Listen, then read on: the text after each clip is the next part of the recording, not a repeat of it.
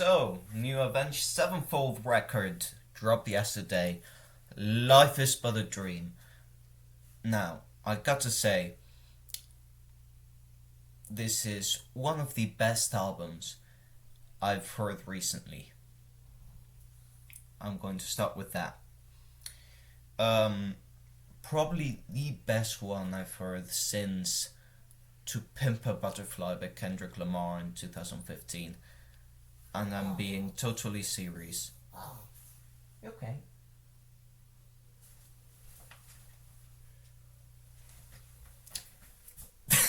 I'm being totally serious. A lot of people I know didn't really care for the album. A lot of people disliked it. Um, I just think they don't have an open mind because they're going in there thinking, oh, new Avenged Sevenfold record, I'm going to get City of Evil Part 2. Not at all. This record, I wouldn't even consider it to be metal. There is metal in it.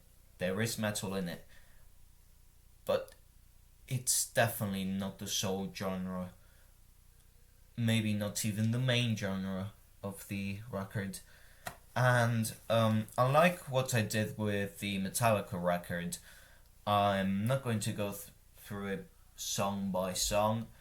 Number one, that will take a long while, like it did with the Metallica record, which I had to split in two parts.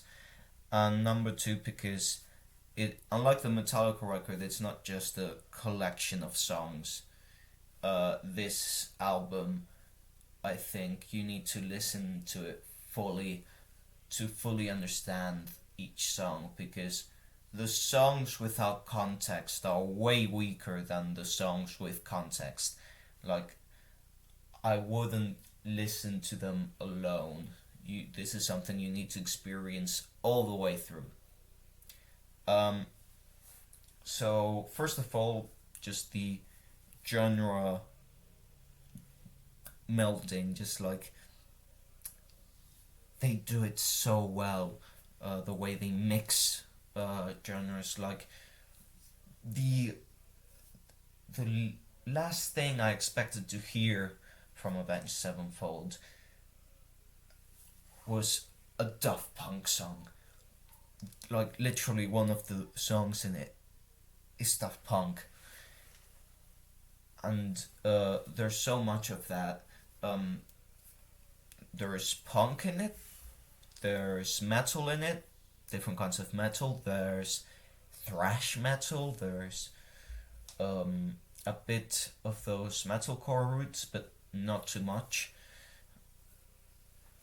There's the Daft Punk style. There are some hip hop and electronic elements in it. There's a Frank Sinatra, not Funk Sinatra, Frank Sinatra style section in it. There's just so many genres, and it ends with a Chopin song, like literally just a 5 minute piano thing Sinister Gates did. And like it honestly left me without words. I had to listen to the full thing 3 times, just to fully get the experience, and I plan on listening to it much more than just those 3 times, because it's honestly mind blowing. This album, I believe Avenged Sevenfold have accomplished what Sleep Token couldn't, and I know a lot of people really enjoyed the new Sleep Token album. I believe it didn't quite work, and I believe Avenged Sevenfold did it way better. Um, the performances, Sinister Gates absolutely killed it on this album. Not just the guitar stuff, but like the pianos. If you look at like the Wikipedia of the album and go to the personnel section, you see that Sinister Gates played absolutely everything. Well, not everything.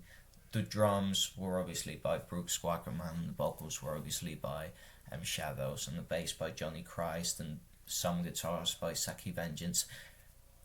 But like, he played pianos, mellotrons, a lot of stuff, as well as the lead guitar. And the lyrics, I said I don't really look at the lyrics, but I did with this one. I don't think the lyrics in an album are.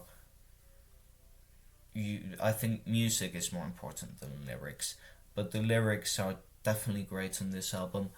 The only problem I have with this album is probably the production, because, for example, the beginning of "We Love You," the production is a bit,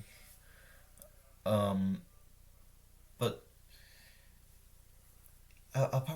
it's not all bad. The production, like the orchestra bits, I think are done really well. The bass, this is the most audible bass in any Avenged Sevenfold album. I quite like that, but it's just the vocals are often a bit weird.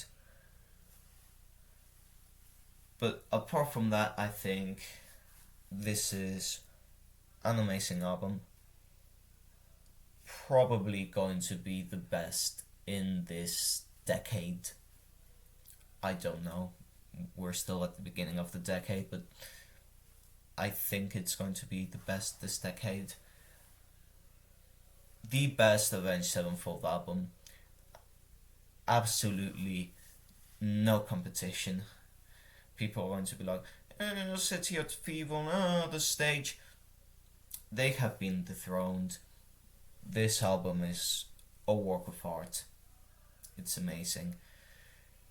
And I'm going to give it a 10 out of 10. Absolutely amazing album.